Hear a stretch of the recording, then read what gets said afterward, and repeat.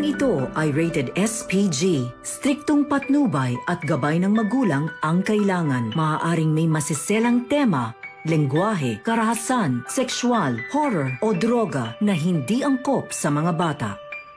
Galit si Madam Lotus kay Giselle dahil hindi nito napagbigyan ang hiling niya na puntahan niya ang anak niya sa ospital. Ano ang pinaplanong gawin ni Madam Lotus? Magandang araw at eto na nga tayo sa ating pinakaabangang tagpo sa Abot Kamay na Pangarap. Welcome to my channel. Please don't forget to like, comment, and click the bell button para lagi kayong updated sa aking mga videos. Samantala sa Apex, gustong-gusto ni Zoe na makasama sa medical mission na gagawin sa City Jail. Kaya nag-volunteer siya dahil ito ang pagkakataon na makita niya at makausap niya ang Mami Moira niya. Dahil hinaharang siya ni Giselle na madalaw si Moira. At mariing tinutulan pa din ito ni Giselle na hindi siya pwedeng isama. Kaya walang nagawa si Zoe. Dahil naawa si Annalyn kay Zoe kaya tinulungan niya ito na kumbinsihin ang tita Giselle niya na isama nila si Zoe. Hindi magawang mapagkatiwalaan ni Giselle si Zoe dahil alam niya na nagkukunwari lang si Moira na nagbabago na siya. Ipinag-aalala kasi ni Giselle na baka tulungan ni Zoe si Moira na makatakas. Narinig naman ni Zoe ang sinabi ni Giselle. Kaya sinabi niya na hindi niya kayang gawin ang iniisip niyang patakasin si Moira sa isang lugar na bantay sarado ng mga pulis. Inamin din ni Zoe kay Giselle na kaya niya gustong sumama sa medical mission ay para makita niya ang Mami Moira niya at isa akong doktor na nangakong gagawin ko ang tungkulin ko at handang tumulong sa mga nangangailangan. Tumingin si Giselle kay Annalyn at sinabihan niya na sana tama ang desisyon mo na isama natin siya sa medical mission. Kaya pumayag na si Giselle.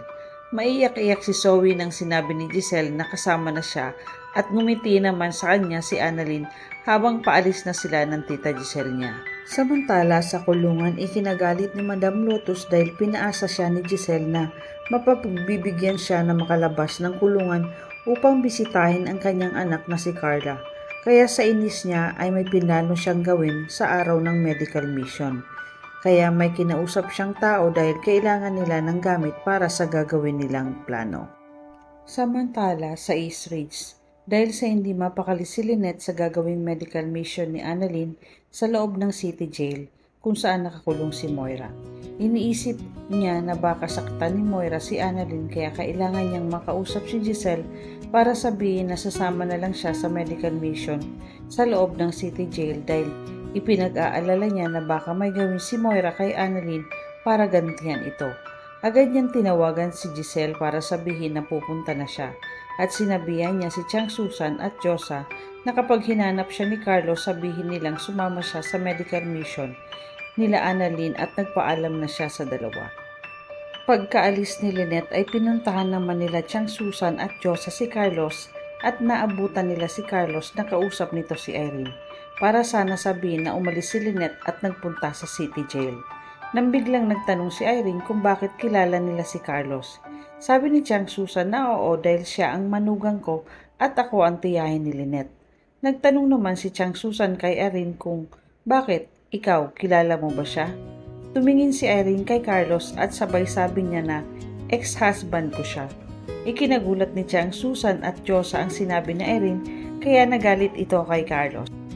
At naalala nila ang sinabi ni Annalyn na mas maganda pa rin ang nanay Lynette niya kay Irene. Lantaran ng sinasabi ni Eileen kung ano si Carlos sa buhay niya. Kaya agad naman nagsumagot si Carlos na huwag kang mag-alala Chang Susan, kilala siya ni Lynette at alam niya ang tungkol sa kanya. At sinabi naman ni Irene na magkaibigan sila ni Lynette. Maya-maya ay nagpaalam na si Carlos para sundan si Lynette sa City Jail, habang naiwan naman ng tatlo na panay ang tingin nila kay Irene. Kinabukasan sa kulungan, dumating na ang mga nurse sa Apex kasama si Annalyn at Zoe at dala-dala na nila ang mga gamot para sa mga preso.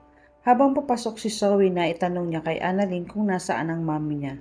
Sabi ni Annalyn na nasa selda pa sila, hintayin na lang natin silang lumabas at pumasok na ang dalawa sa loob. Habang si Moira naman ay naghahanda na para labasin sa selda dahil sabik na siyang makita ang anak niyang si Zoe at si Annalyn dahil may sorpresa siya para sa kanila. Bago magsimula ang medical mission, magkatulong na inayos ni Giselle at Doc Ray ang mga gagamitin nila. Nang biglang tumunog ang telepono ni Giselle at nakita niyang si Lynette ang tumatawag kaya sinagot niya ito. Sabi ni Lynette na gusto niyang sumunod sa City Jail at tumulong sa medical mission. Ikinatuwa naman ni Giselle ang sinabi ni Lynette at sinabihan niya ito na sumunod na lang siya. At agad naman pumunta si Lynette. Gusto lang makasiguro ni Lynette na ligtas si Annalyn sakaling magkaroon ng gulo sa loob ng kulungan at para masamahan niya rin si Annalyn. Tinawag ni Giselle si Warden Reyes para sabihin na pumapayag na siyang palabasin si Moira sa selda pero dapat maging alisto kayo at kailangan bantayan niyo ng maigi si Annalyn at baka may gawin siya sa kanya si Moira. At huwag niyong hakayaan na makatakas si Moira.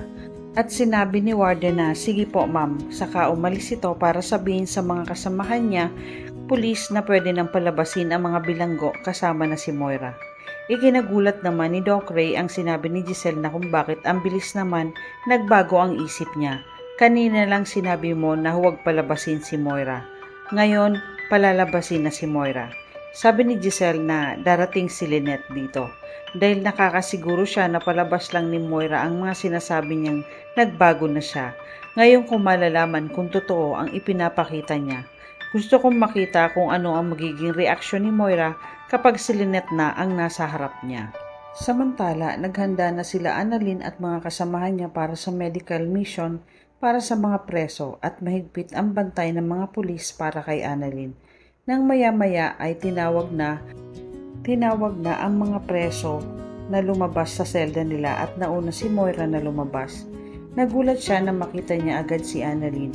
Nasabi niya ang pangalan ni Annalyn at nang makita niyang nakatayo si Annalyn, biglang tumakbo si Moira papunta kay Annalyn na parang may binubunot siya sa bulsa niya at galit ang mukha.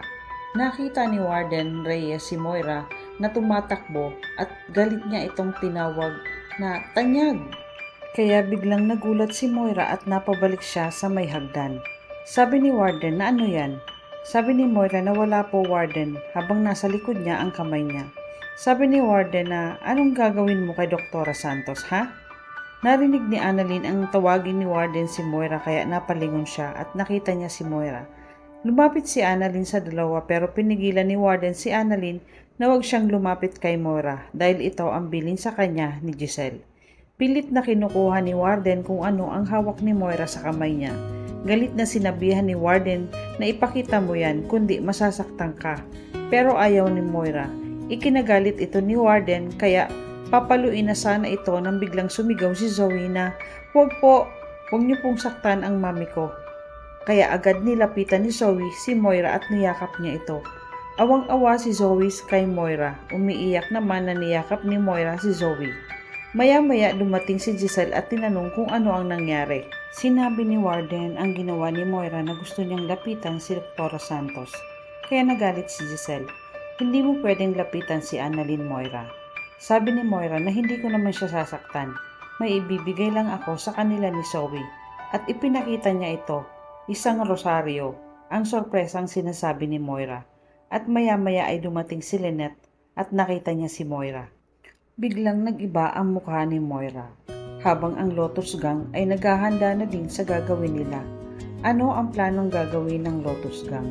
Magkakagulo kaya sa loob ng kulungan dahil sa medical mission? Ano ang mangyayari kay Annalyn? Yan ang ating pakaabangan dito lang sa Abot Kamay na Pangarap. Huwag bibitiw at huwag kalimutan mag-subscribe. Maraming salamat po and God bless.